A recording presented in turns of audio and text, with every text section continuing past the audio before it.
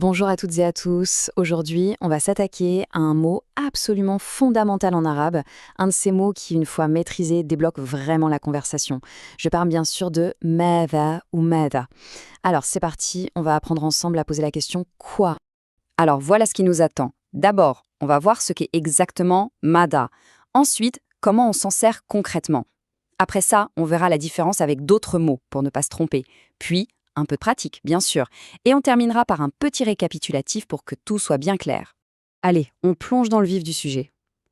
Première partie, l'outil MADA.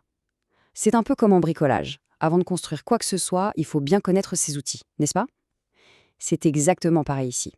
On le sait bien, dans n'importe quelle langue, tout part souvent des questions. C'est notre curiosité qui nous pousse à communiquer, à essayer de comprendre ce qui nous entoure.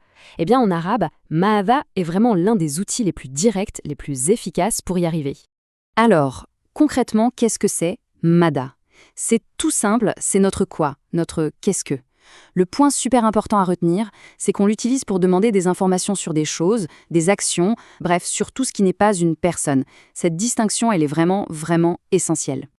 Et la bonne nouvelle, c'est qu'il y a une règle d'or toute simple pour son placement dans la phrase. En gros, MADA se met quasiment toujours au tout début de la question. C'est une habitude à prendre. Plutôt pratique, non?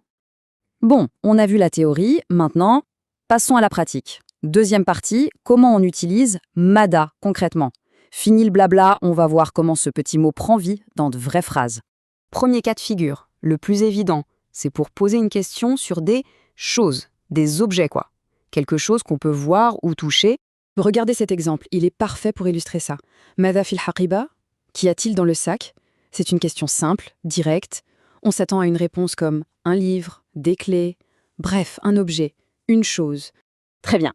Mais maintenant, Mesas ne sert pas qu'à parler d'objets. On l'utilise aussi beaucoup pour s'intéresser aux actions, pour demander ce que quelqu'un est en train de faire, par exemple. Et ça, c'est une question qu'on entend et qu'on pose tout le temps. Mava tafa'alul an, que fais-tu maintenant? La réponse, ce sera un verbe, une action. Je travaille, je regarde un film. On voit bien l'idée. Et enfin, troisième grand cas d'utilisation, les événements. Quand on veut savoir ce qui s'est passé, ce qui est arrivé. Par exemple, Mada hadatha fil madrasa. Que s'est-il passé à l'école? Là, on ne demande pas ce qu'est une chose ni ce que quelqu'un fait, mais bien ce qui est arrivé, l'événement en lui-même. Ça montre bien à quel point ce petit mot est polyvalent finalement. Ok, on continue avec la troisième partie. Et là, c'est un point crucial, la comparaison de MADA avec d'autres mots interrogatifs. Parce que savoir quand l'utiliser, c'est bien, mais savoir quand ne pas l'utiliser, c'est tout aussi important pour éviter les confusions. Ce tableau résume tout ça parfaitement. En fait, il faut voir ça comme une boîte à outils. Pour les choses et les actions, on sort l'outil MESA. Si on parle de personne, alors là, on prend men, qui veut dire qui. Pour un lieu, c'est aina, où. Et pour le temps, c'est mata, quand. C'est logique, chaque question a son propre mot. La petite astuce, c'est de se dire que si la question ne concerne ni une personne, ni un lieu, ni un moment, eh bien, il y a de grandes chances qu'il faille utiliser MESA. Allez, c'est le moment de jouer un peu. Quatrième partie, on passe à la pratique. C'est le meilleur moyen de vérifier si tout est bien en place. Allons-y. Premier petit exercice. On a une phrase à trop, ماذا تقرأ الآن, ce qui veut dire que lis-tu maintenant? La question porte sur ce qui est lu, un livre, un magazine, donc une chose. Alors, quel mot on met au début? Et oui, bien sûr, la bonne réponse c'est maza. Maza taqra al-an. C'est parfait, parce que la lecture porte sur un objet, quelque chose de non rationnel. Bravo. Ok, deuxième défi, un peu différent. Cette fois, il faut construire la question. On a les mots tushahid, tu regardes, et at-téléphase, la télévision. Comment est-ce qu'on peut demander ce qui est regardé à la télé avec ça? La question correcte est Madha tushahid fit telfaz.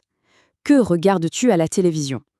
Et voilà, c'est exactement la structure qu'on a vue. Madha en premier, puis le reste de la phrase. Impeccable. Super, on a bien travaillé. Pour être sûr que tout est bien ancré, on termine avec un tout petit résumé des points clés. Alors si on devait retenir l'essentiel, ce serait quoi? Premièrement, Madha, c'est le mot pour dire quoi.